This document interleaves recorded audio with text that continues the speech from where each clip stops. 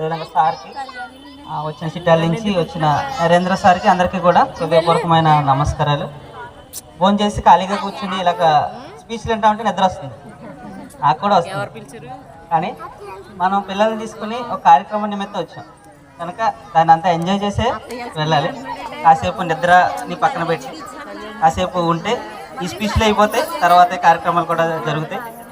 అదేవిధంగా నాకు సార్ చెప్పారు, మన ఆశలన్నీ కూడా పిల్లల మీద రుద్దుతామని. మనం డాక్టర్ అవ్వలేకపోయాం, మనం యాక్టర్ అవ్వలేకపోయాం, లేదంటే మరొకటి అవ్వలేకపోయాం, కానీ పిల్లలు అవ్వాలి. అలా రుద్దడం వల్ల వాళ్ళు మన ఆశలు అయితే నెరవేరుతాయేమో కానీ వాళ్ళ జీవితాలు అయితే ఆనందంగా ఉంటాయి. ఎందుకంటే ఒక మిషన్ లాగా వాళ్ళు పనిచేయాల్సి వస్తుంది.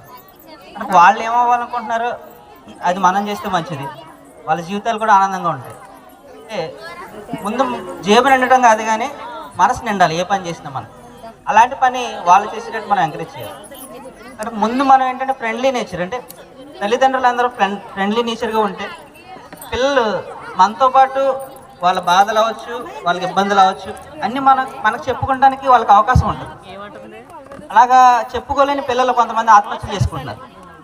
చెప్పుకోలేక వాళ్ళ స్ట్రెస్ భరించలేక ఎవరికి చెప్పాలో తెలియక ఒకవేళ తల్లిదండ్రికి చెప్తే ఇంత డబ్బు ఖర్చు పెట్టి మిమ్మల్ని ఇంత చేసామని వాళ్ళు ఫెయిల్ అయితే వెళ్ళి రాజమండ్రి మీద బ్రిడ్జి మీద దూకేస్తున్నారు. ఎందుకంటే అన్నింటికి అనువుగా ఉంది రాజమండ్రి బ్రిడ్జి దూకడానికి. ఇప్పుడు కూడా మంచి బాగా కట్టారు, మళ్ళీ దూకడానికి మరీ బాగా కట్టారు. అలాగా మనం ఎప్పుడైతే ఫ్రెండ్లీ నేచర్గా ఉంటామో పిల్లలు కూడా ప్రతిదీ మనం షేర్ చేసుకుంటూ ఉంటాం. వాళ్ళకి మనం ఎప్పుడైతే సమయం ఇస్తామో ఫ్యూచర్లో మన అందరం వృద్ధులు అయిపోయాక మనకు కూడా వాళ్ళకి సమయం ఇస్తారు. లేదంటే వాళ్ళ బిజీ టైంలో మనల్ని వృద్ధాశ్రమంలో పెడతారు. ఎందుకంటే మనం సమయం లేదు కాబట్టి వాళ్ళు కూడా మనకి ఏమవరు, సమయం ఇవ్వరు. అదేవిధంగా మొన్న మేము వైజాగ్ వెళ్ళాం, మా పాప నేను మేము అందరం కూడా చూడటానికి వెళ్ళాం. అక్కడ ఫ్లైట్ ఎగ్జిబిషన్ అలా 3 ఎగ్జిబిషన్స్ ఉన్నాయి. మేము నడుస్తూ ఉంటున్నాం. మా పాపను తీసుకుని నేను వెళ్తుంటే మా పాప టాటా చెప్తుంది, పైన ఫ్లైట్ వెళ్తుంది.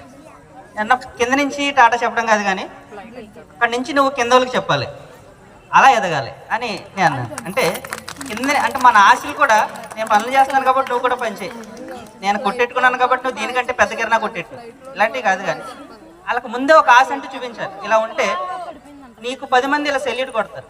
నువ్వు దిగినప్పుడు ఇంతమంది గౌరవం ఇస్తారు, నువ్వు స్టేజ్ ఎక్కుతున్నప్పుడు అందరూ చప్పట్లు కొడతారు అని వాళ్ళకి పెద్ద ఆశలు చూపించాలి ఖచ్చితంగా. అలా అని మన ఆశలు వాళ్ళ పైన రుద్దటం కాదు కానీ వాళ్ళు ఏదైతే అవ్వాలనుకుంటున్నారో వాళ్ళకి అవకాశం మనం ఖచ్చితంగా ఇవ్వాలి. అంటే మనం చేసి మనం అనుకున్నది ప్రతిదీ కాదు కానీ వాళ్ళు ఏదైతే అవ్వాలనుకుంటున్నారో దాన్ని మనం ఎప్పుడైతే చేసామో అప్పుడు అంటే ఫ్రెండ్లీ నేచర్ ఉండాలని నా ఉద్దేశం.